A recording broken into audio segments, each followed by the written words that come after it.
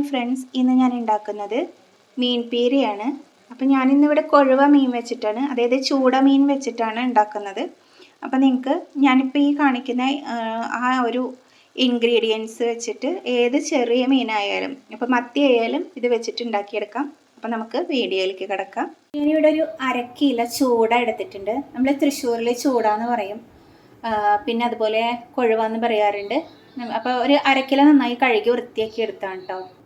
അതിലേക്ക് ഒരു 1/2 ടീസ്പൂൺ മഞ്ഞൾപ്പൊടി, ഒരു 1/2 ടീസ്പൂൺ മുളക് പൊടി, കുറച്ച് കറിവേപ്പില, ആവശ്യത്തിന് ഉപ്പ്. നമ്മൾ വെള്ളം ഒഴിക്കുമ്പോൾ ഒരുപാട് ഒഴിക്കരുത് കേട്ടോ. നമ്മൾ ജസ്റ്റ് ഒന്ന് വെള്ളം അങ്ങനെ ഒന്ന് തളിച്ച് കൊടുക്കാനേ പാടുള്ളൂ. ഏകദേശം ഒരു 2 ടേബിൾ സ്പൂണ് വെള്ളമൊക്കെയാണ് ചേർക്കാൻ പാടുള്ളൂ കേട്ടോ. ഇനി ഇതെല്ലാം കൂടെ നമുക്ക് നന്നായിട്ടൊന്ന് തിരുമ്മി കൊടുക്കണം. ഇതിലേക്ക് കുറച്ച് നമുക്ക് വെളിച്ചെണ്ണ ഒഴിച്ച് കൊടുക്കാം. ഇനി നമുക്കിതൊന്ന് അടച്ച് വെച്ചിട്ട് ഒരു പകുതി വേവാക്കി എടുക്കാം. ഇനി ഇതിലേക്കുള്ള അരപ്പ് തയ്യാറാക്കാം. അപ്പം ഞാനിവിടെ 2 പുളിങ്കുരു വലിപ്പത്തിലുള്ള പുളി ഇട്ടിട്ടുണ്ട്. ഇതിലേക്ക് ഒരു കഷ്ണം ഇഞ്ചി ഇതുപോലെ ഒന്ന് കട്ട് ചെയ്തിട്ട് ഇട്ട് കൊടുത്തിട്ടുണ്ട്. ഇതിലേക്ക് ഒരു പിടി ചുവന്നുള്ളി, ഇതിലേക്ക് ഒരു 10 അല്ലി വെളുത്തുള്ളി എടുത്തിട്ടുണ്ട്. ഞാൻ ഇതിലേക്ക് പച്ചമുളക് എടുത്തിട്ടുണ്ട്. എരിവ് പാകത്തിന് ഇട്ട് കൊടുക്കുക കേട്ടോ. അപ്പം ഞാൻ ഈ എടുത്ത പച്ചമുളകിന് എരിവ് അധികം ഇല്ലാത്തതുകൊണ്ടാണ് കുറച്ച് കൂടുതൽ ഇട്ടത്. നിങ്ങൾ നിങ്ങളുടെ എരിവിനനുസരിച്ച് ഇട്ട് കൊടുക്കുക.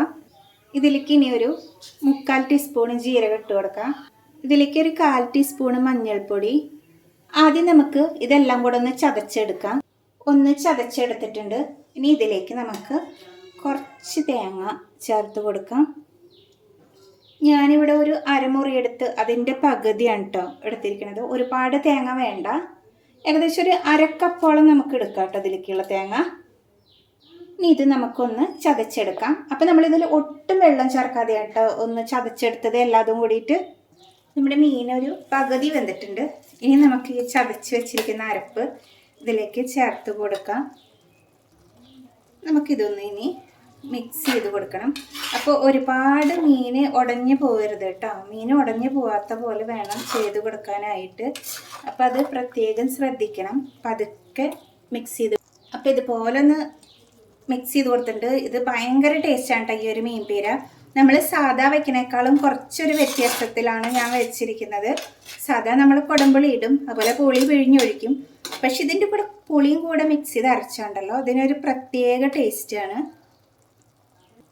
ഇതിലേക്ക് ഞാൻ കുറച്ച് കറിവേപ്പില ഇട്ട് കൊടുക്കുന്നുണ്ട്.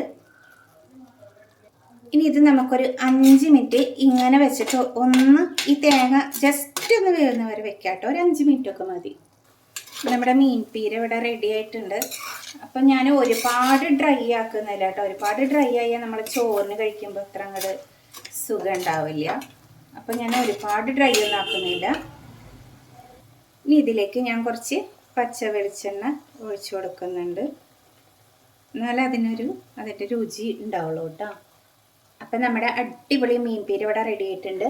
ഇതേപോലെ തന്നെ നിങ്ങൾക്ക് ഏത് ചെറിയ മീൻ വെച്ചായാലും ഇതുപോലെ പീര ഉണ്ടാക്കാം. അതുപോലെ ചെറിയ മത്തി വെച്ചിട്ടും ഇതേ റെസിപ്പി വെച്ചിട്ട് ഇതേ ഐറ്റം വെച്ചിട്ട് നമുക്ക് പീര ഉണ്ടാക്കിയെടുക്കാം കേട്ടോ. അപ്പോൾ എല്ലാവരും ഒന്ന് ട്രൈ ചെയ്ത് നോക്കണേ.